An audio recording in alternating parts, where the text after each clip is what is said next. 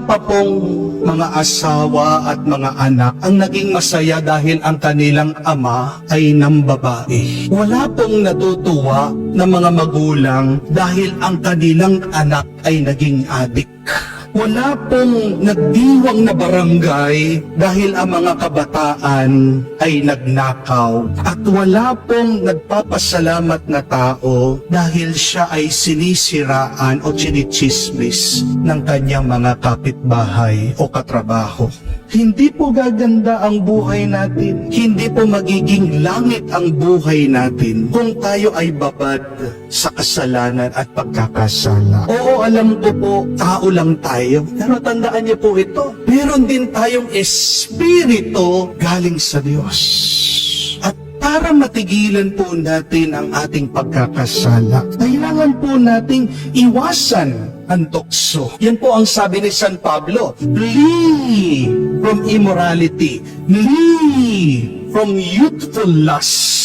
Kung matatandaan niyo po ang kwento ni Jose na nananaginip sa libro ng Genesis, siya po'y inakit, tinukso ng asawa ng isang opisyalis doon sa Ehipto. Pero anong ginawa daw ni Jose nung nakita siyang tinutokso siya, inaakit siya? Bigla daw siyang tumakbo. Joseph, flee! Joseph ran away. At yan lang po ang magandang paraan para matigilan natin ang pagkakasala. Huwag mong i-entertain ang tukso. Mahuhulog ka sa patibong ng demonyo. Kaya nga po, sabi ni Jesus, ingatan niyo ang inyong mga mata dahil pag tumitingin ka ng malaswa, nagkakasala ka na. Napakaganda din po ng sabi ng isang santo, St. Cyrus of Alexandria. Sabi po niya, a man who is not tempted is already sinning. Tanong niyo po sa sarili niyo, natutokso pa rin po ba kayo? Pag natutokso ka, huwag ka mag-alala. Dapat nga magpasalamat ka kasi pag natutokso ka, ibig sabihin hindi ka pa nagkakasala. Pero pag wala ka ng nararamdaman na tukso, pag walang struggle sa iyong puso, at pag wala ng pagnanais na maging mabuti, diyan ka na mag-alala dahil nakuha ka na ng masama. Kung gusto po natin maging makalangit ang ating buhay, kailangan nating hintuan, kailangan nating iwasan ang kasalanan. But secondly, in order for us to return to heaven and to make our life heavenly, we need to repent. Magsisi. Tandaan niyo po, ang mensahe ni Jesus nung una siya nagmisyon ay ito. Magsisi kayo sa inyong mga kasalanan dahil malapit na ang paghahari ng Diyos.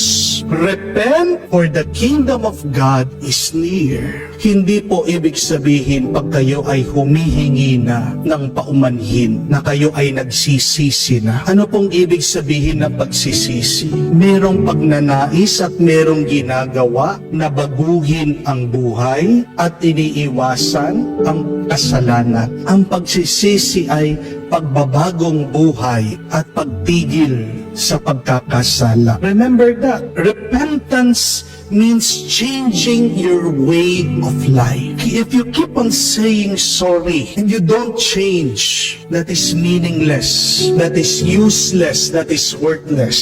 Tandaan niyo po, walang kwenta pagsosorry ng babaero kung palagi pa rin siyang nagte-text dun sa kabit niya, nakikipagkita sa ibang babae. Walang halaga ang pagsosorry ng isang adik kung palagi pa rin siyang bumabalik dun sa pusher niya. Aanuhin mo ang sorry ng isang taong lulong sa sugal kung pa rin tutok siya sa online games at hindi tumitingil sa kanyang pagbibisyo. Hindi tayo maliligtas kung wala tayong pagsisisi at pagbabago ng puso. Amen. Kaya nga, di po ba, yung magnanakaw na katabi ng ating Panginoon nakapako sa krus, bakit tinanggap siya ni Jesus? Bakit tinanggap siya ni Kristo na makapasok sa parehis? Kasi nagsisi siya. At kung siya man ay nakababa dun sa krus, ipapakita niya sa kanyang kilos, sa kanyang gawa, sa kanyang pamumuhay, ang kanyang pagsisisi. So don't just say you're sorry, but prove it by a change of your way